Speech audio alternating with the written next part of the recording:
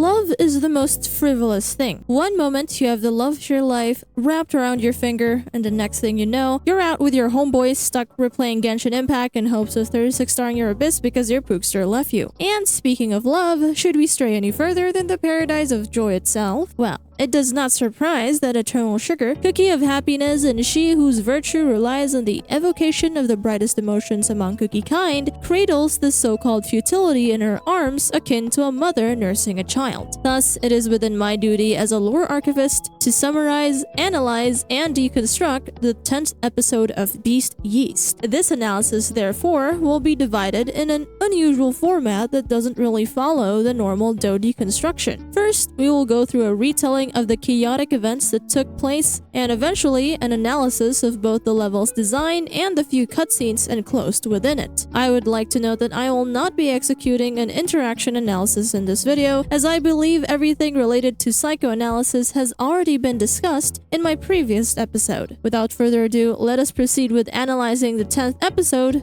of Beast Yeast.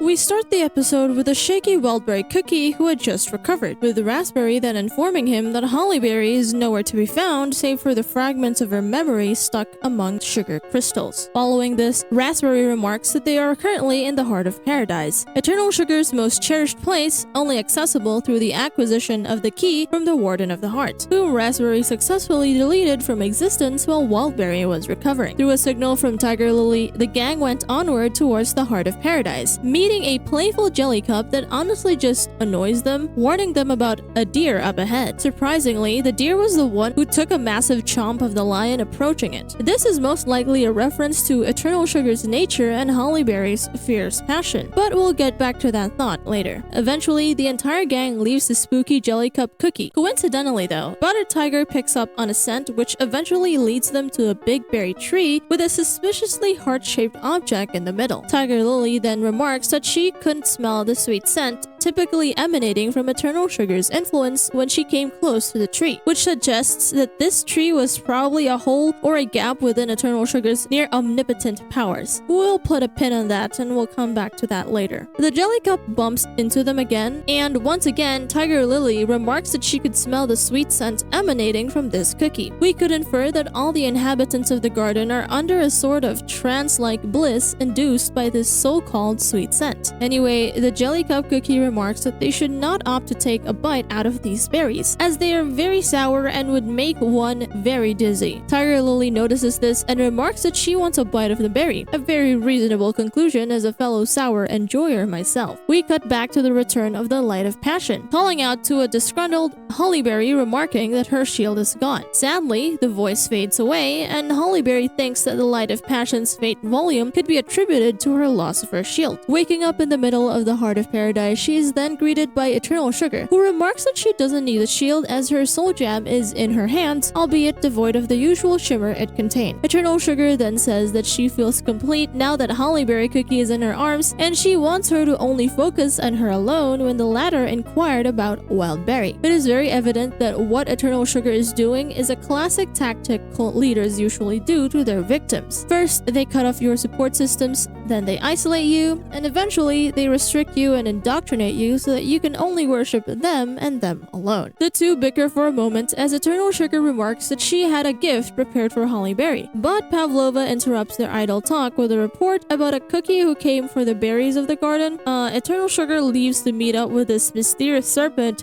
which, let's be honest, we all know this is Shadow Milk Cookie from the get-go. And Hollyberry successfully fools Pavlova Cookie by saying that she and him have a discussion to settle with and that they need to go on a walk. The scene then transitions to Shadow Milk in her woman form, and he wanted to get some of the sour berries for a struggling student of his. Now, I'll be upfront in saying I really have no idea who the struggling student might be, but from the looks of things, it is probably just a bluff to see what's going on with Eternal Sugar's side of things. Eternal Sugar remarks that the Beast of the Seed is, well, deceitful, and the conversation could honestly be summarized as two besties checking up on each other. Then the other bestie finds out that her homegirl has a girlfriend, then she teases her about it, then leaves warning her about human nature and the futility of romance. Honestly, this dialogue felt a little too forced for me, but hey, maybe this will have a very significant and important mark on the story. Spoilers, by the way, nothing of that sort happened. Anyway, Pavlova and Hollyberry take a goofy short walk, and Hollyberry mentions that she wanted to explain the real deal of why her heart is empty and why she seemed content about that fact amidst everything. The simple answer is, unlike Pavlova Cookie, who delivers happiness through love, Hollyberry delivers happiness and showcases her love through sacrifice and giving every part of herself to everyone around her. Pavlova scoffs at this and mentions an important piece in his dialogue. I hear being in love makes you feel light as a feather, like you're floating on a cotton candy cloud as free as can be. Hollyberry remarks that she knows this feeling well, but throughout it all, it has only brought her pain and how love cannot bring her any happiness. Pavlova then remarks that she can simply just restore her faith in the garden as she is Eternal Sugar's other half. But just then, Sugarfly interrupts their discussion by alerting Pavlova about the presence of intruders. Pavlova was about to return Hollyberry back to where she was, but she volunteers to help them as a way to find a chance to escape. Tsundere Pavlova gets annoyed when Sugarfly obediently says yes to Pavlova's orders, but she remarks that she is very happy when she gained her wings in the garden. The Tsundere leaves, and both Sugarfly and Hollyberry Cookie are left to fend for the heart of the garden. One thing led to another, and Sugarfly reveals that Eternal Sugar granted her earnest wish. But before this is revealed, the scene cuts to them on a river as they row on an automatic boat, more or less. The conversation between the two pivots once more towards Sugarfly's wish, and I'll just let this section play out for you. The happiness I sought was to be adorned with colors like the bringer of happiness herself. Yes, that's right. Instead of a dreary set of wings, I wanted magnificent, dazzling ones. As soon as I uttered my wish, Eternal Sugar Cookie coated my wings with glistening sugar syrup.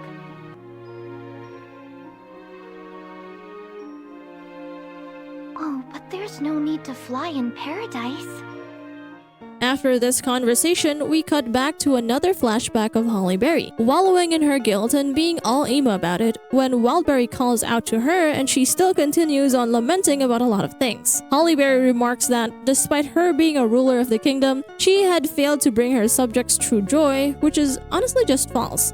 Joy is subjective after all. Raspberry remarks that the berry families in the kingdom strive for a goal of solidarity and immortalizing Hollyberry's legacy. But if Hollyberrians themselves no longer care for their home, is there even a kingdom to protect? Sugarfly butts in and remarks that the oath Raspberry took seemed burdensome to her, and offered to show them the paradise and happiness given by Eternal Sugar to all who dwell within her domain. Suddenly, quite literally, every little bro in the Hollyberry Kingdom got transported into the garden, and they were immediately under the spell of Eternal Sugar's ignorant bliss. Gone were the hardworking and passionate denizens of the kingdom. Now that they were in paradise, and they had all of their wishes granted to them fully, which then caused the denizens to resent Hollyberry's quote-unquote tyranny. Eventually, Tiger Lily got fed up and started mashing sour things into other people's throats, which more or less woke them up from Eternal Sugar's trance-like bliss. We then cut to Raspberry Cookie, noticing that the entire place is littered in giant jars of jam, which Sugarfly stated was a sanctuary for those who wished to escape the cruelties of the world. Every Hollyberry's denizen was stuck inside these giant jars, and Hollyberry did not like that idea, as she knows her people are passionate and diligent cookies, neither slothful nor indolent in nature. Sugarfly and Hollyberry bicker for a few moments before Hollyberry acquires a makeshift shield and decimates Sugarfly's delusions. The latter laments on her defeat despite having such great wings, and Hollyberry mentions that she lost purely because she traded her wings and her freedom in exchange for vanity. Hollyberry then remarks the following.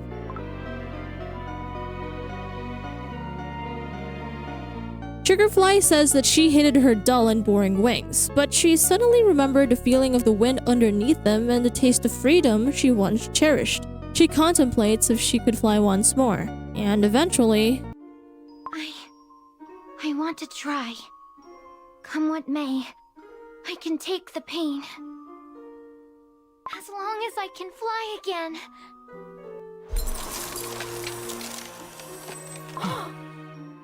Sugarfly successfully breaks free from the metaphorical and physical hindrances Eternal Sugar casted upon her, and she expresses her desire to leave the place. Hollyberry's team then sought out to free every cookie out of this forlorn paradise, and Tiger Lily once again shoved sour things down their throat, which was apparently very effective with setting them free from Eternal Sugar's blissful curse. Hollyberry remarks that she needs to face Eternal Sugar head-on, as the effects of the berries might not be permanent. Eventually, Eternal Sugar catches up to them and starts taunting everyone in the group chat about happiness when suddenly, "But worry not, pain shall not touch you ever again. It is but an easy fix."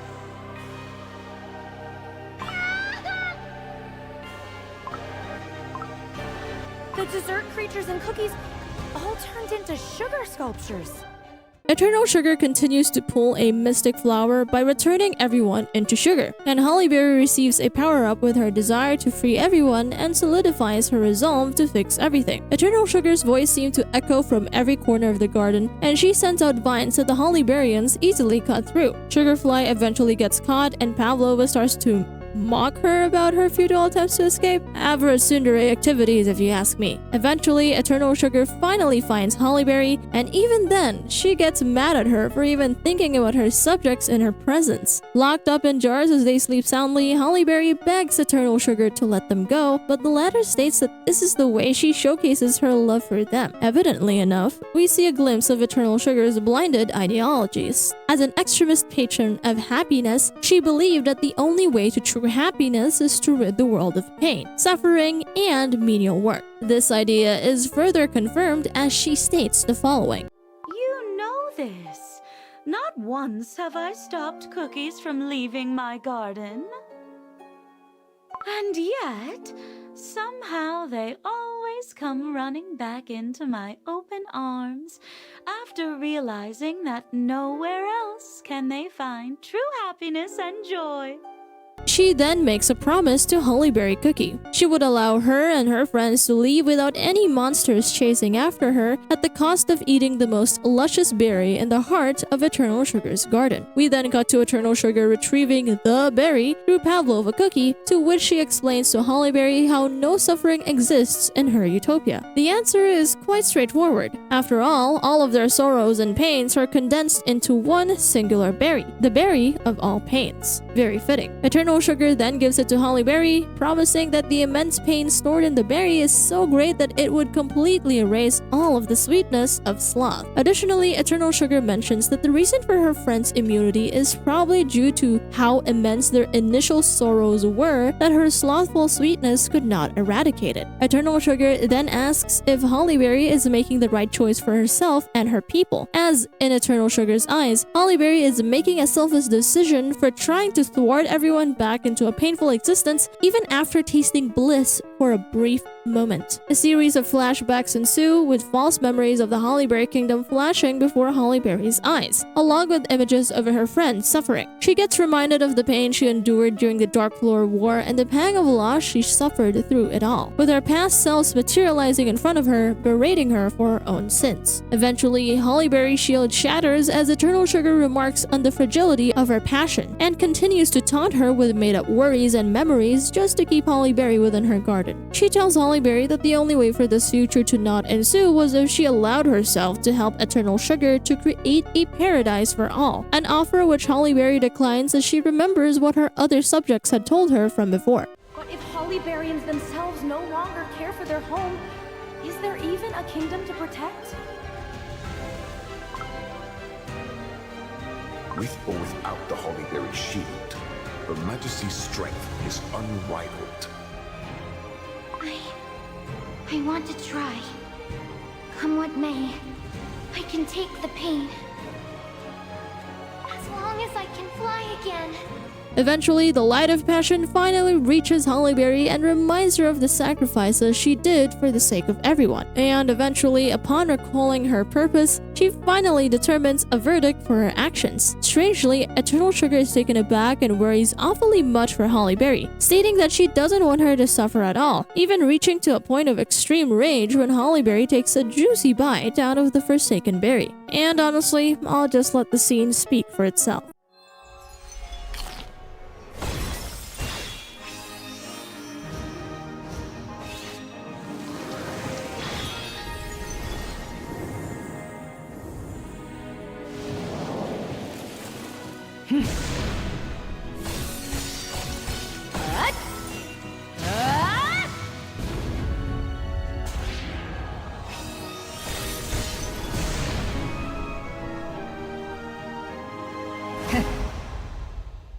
Holly Berry remarks that she is truly free, and Pavlova sees that her once empty heart is now filled to the brim with light. Eternal Sugar crashes out as she realizes Holly Berry doesn't want to be with her, and Holly Berry eventually frees everyone from Eternal Sugar's slothful grip. Eternal Sugar then crashes out again, warning everyone that an everlasting pain will engulf everyone because of their actions. And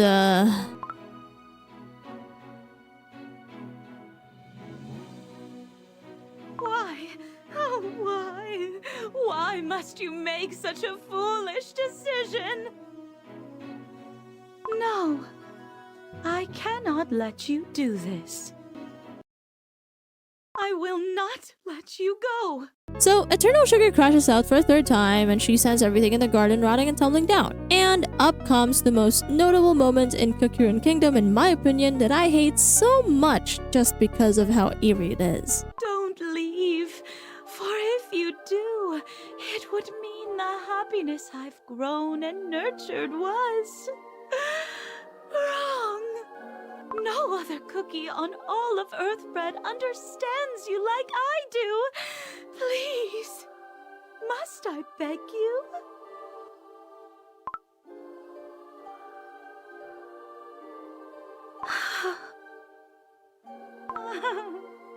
So be it. You can let happiness slip by 1,000 times, because I'll always be there to give it back. You will not leave my domain. If you are trapped in jam forever. Don't leave, don't leave, don't leave, don't leave, don't leave, don't leave, don't leave! And with that, Eternal Sugar quite literally makes everything crash out as the entire garden starts to slowly fill up with jam, even including Eternal Sugar herself to nearly be buried in rubble. Holly Berry protects Eternal Sugar and she is elated to see that Holly Berry chose to save her despite everything she did to her. Eventually, Holly Berry mentions that Eternal Sugar should consider all the things she said and, well, she seems really happy, so I guess she's really thinking about it. We then see Pavlova up to his daily tsundere activities, but this time he finally reaches level 30 and evolves into his final form. He mentions that perhaps it is his fate to silently watch Sugarfly leave, and he feels an emptiness engulf him. Strangely enough, Eternal Sugar seemed way too happy with everything that happened and stopped the jam flood, and eventually mentioned how she will adorn her paradise with splendor in preparation for Holly Berry's return. Pavlova mentions that his fate is forever bound to this place for some reason, although this is probably one of the most puzzling things I've ever heard from anyone in this garden so far. Holly Berry Cookie returns to the Holly Berry Kingdom with all of her Holly Berry denizens and offers Sugarfly a place in her kingdom. However, the latter remarks that she was once a cookie of the Fairy Kingdom and mentioned that she too used to care for a silver tree. Eventually, she tells of a story. Eons ago, a most honored guest arrived, silent as the wind, to visit Elder Fairy. The sapling of the silver tree was planted after a long conversation with the guest. I lived as a proud protector of the silver tree, proof of its sacred history and the weight of its duty. But one day, a seed of obsession took root in my heart. A deep yearning for beauty drew me, unknowing, to the Garden of Delights. I wished to return to my fellow fairy brothers and sisters and to ask for their forgiveness.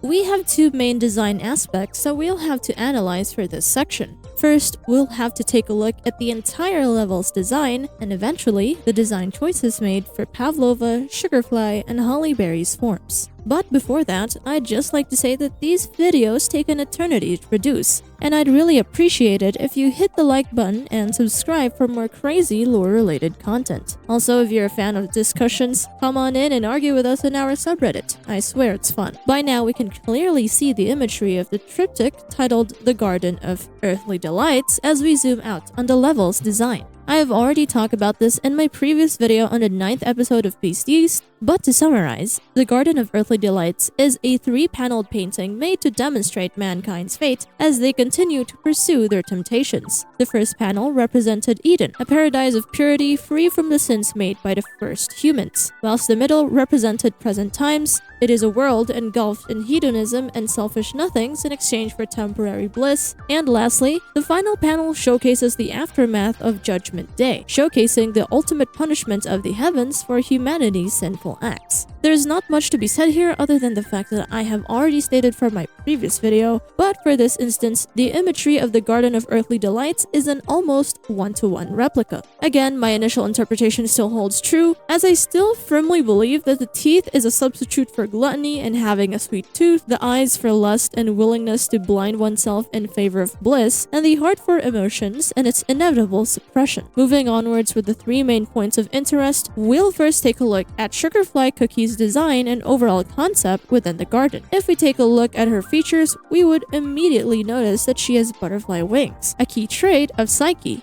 Cupid's wife. For those who may not be aware, Psyche was the youngest of 3 royal siblings, one whose beauty was beyond comparison that even mortals choose to more or less worship her than Aphrodite. Aphrodite, out of jealousy, sends her son, Eros, on a ghastly mission to make Psyche fall in love with the most hideous creature on planet Earth. But Eros was too much of a simp and fell for her instead. She was sent on a random mountaintop as an oracle foretold that she would meet her husband there, and there she was carried by the west wind onto a bed of flowers where Eros and Psyche furthered the genetics of our species. This kept going on until she was pregnant, and her sisters visited her and scared her that maybe her husband is an ugly monster that she should kill, so she believed them, nearly killed Eros, and woke him up from his sleep, and then Eros flew away. Now Aphrodite was really mad that her son disobeyed her, so she made Psyche work for Eros' hand in marriage. And Psyche opened a box that was supposed to be an offering for Aphrodite, but turns out it was a coma-inducing thingy, so she basically died. But Eros snuck out and saved her, and finally they became married happily ever after with the goddess child. Now, you're wondering where the entire butterfly thing is coming out of. As you may or may not know, butterflies undergo a stage in their life called metamorphosis, where an ugly caterpillar cocoons itself, eventually blossoming into a beautiful butterfly after this entire cocooning stage. The reason why scholars and multiple Greek simps associate Psyche with a butterfly is because it not only represents transformation and rebirth, but the soul as a whole. From her trials and tribulations that she endured just to be with Eros, her journey transformed her soul into something beautiful entirely, which I think ultimately connects with the entirety of Sugarfly's story. Sugarfly, as I've stated earlier, was nothing but a mere servant to Eternal Sugar, a wingless butterfly who blindly followed the orders of her master as she believed it was she who gave her the key to perpetual happiness. By wishing to have the most beautiful wings, she had all of her freedom coated in a sugary syrup, which, ironically enough, prevented her from spreading her wings and essentially cocooning her within paradise. But her role as a part of the 10th episode in Beast Yeast shows us that she took on a journey of self-realization to fully blossom into the butterfly she was destined to be. Gone were the days of her blindingly saying yes to both Eternal Sugar and Pavlova Cookie. Now she made her own choice for herself and her freedom, and this was definitely showcased as she breaks the cast of syrup on her wings and essentially becomes the butterfly she once was as she lets her soul free. Now, the more curious part of this entire endeavor lies within Pavlova Cookie's sudden transformation, from a tiny little cherub to a full-grown man. Frankly, I believe this to be a symbolism for his blossoming feelings toward Sugarfly Cookie. One thing you must know, Eros' role in his story with Psyche purely revolves around one idea: his blatant disobedience from the orders of his mother, Aphrodite. This could mean two things. Either his resolution to oppose Eternal Sugar is growing stronger by the minute, heart, and, inspired by Holly Berry's act of defiance towards her, aids him with the passion and much-needed strength to eventually go against Eternal Sugar, or it was his realization of the immaturity of his idea of love. Note that when he was talking to Holly Berry while they were taking a stroll in the garden, he mentions a specific line of text.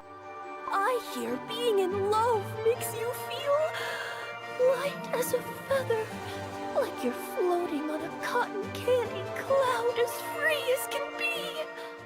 Notice his usage of the word I heard. This means that he himself hasn't experienced it at all, and instead got these anecdotes from outsider perspectives. This might be why he looked like a child when we initially see him back in the 9th episode of Beast Yeast. His childish ideals of love were limited to what Eternal Sugar teaches him. Now, the eventual evolution within the later part of Beast Yeast may suggest that he realized his true purpose, and the emptiness he was feeling upon Sugarfly's departure was his epiphany that he was indeed someone who had fallen in love. Perhaps the reason he was not able to recognize his feeling was due to it not matching the initial description he knew that accompanied the idea of love, light as a feather and an overwhelming bliss. Instead, the pang of sorrow and pain he felt was more reminiscent of heartbreak, and, upon realizing his eternal fate in the garden, made him regret everything else even more.